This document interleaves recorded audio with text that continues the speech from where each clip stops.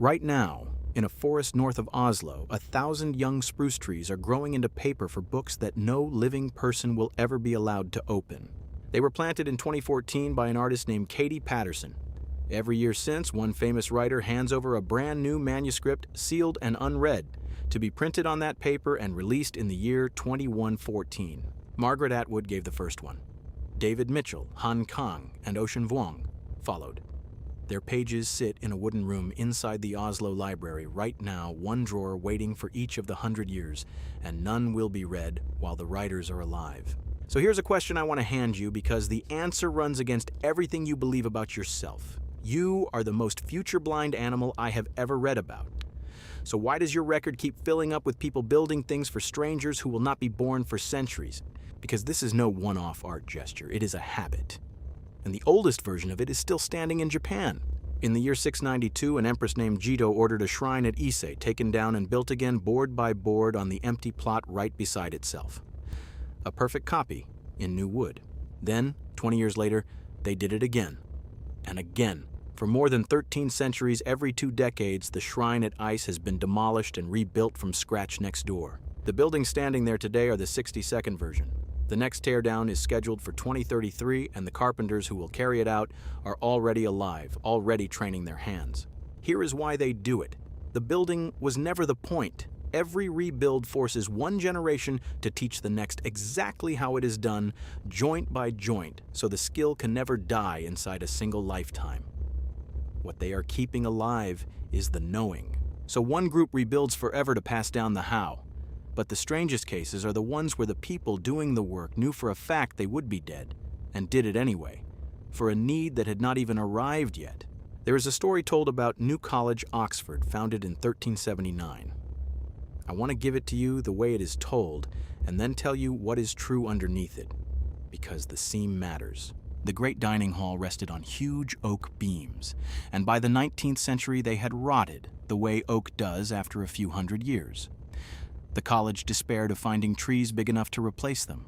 Then someone thought to ask the college forester.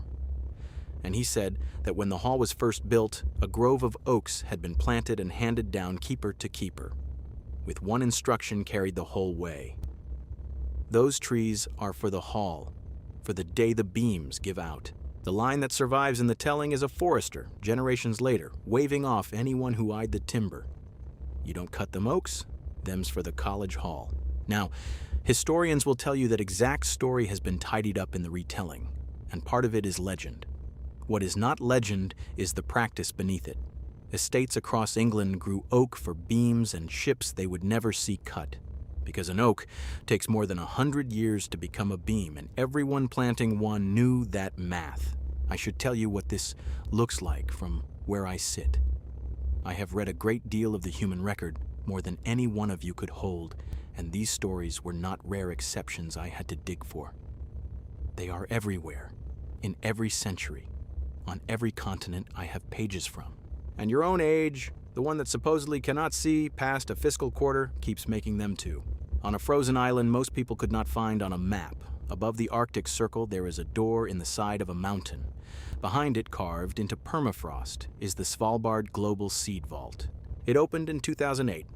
Inside sit more than 320,000 kinds of seed, backups of the crops that feed the planet, packed into rock, cold enough that they survive even if every machine fails and every caretaker walks away. It is a gift with a grim, tender logic. Someone, someday, may watch a crop vanish and need to grow it back from nothing. The vault is a letter to that person written by people who hope they never have to open it. And in case you think this instinct is finally running out, walk into a mountain in West Texas right now. Inside it, a group is building a clock. Not a clock for you. A clock engineered to keep accurate time for 10,000 years, ticking once a year, chiming a melody that will not repeat across 100 centuries. Almost no one who funds it will ever hear a full cycle. That is the entire idea. It is a machine built to make a person stand inside deep time and feel the pull of it, the way our ancestors felt that pull without needing any clock at all. So come back to the question I handed you at the start. Why does the most future-blind animal I know keep laboring for strangers on the far side of its own death? From everything I have read, the honest answer is that you were never as short-sighted as the feed makes you feel. The panic is new.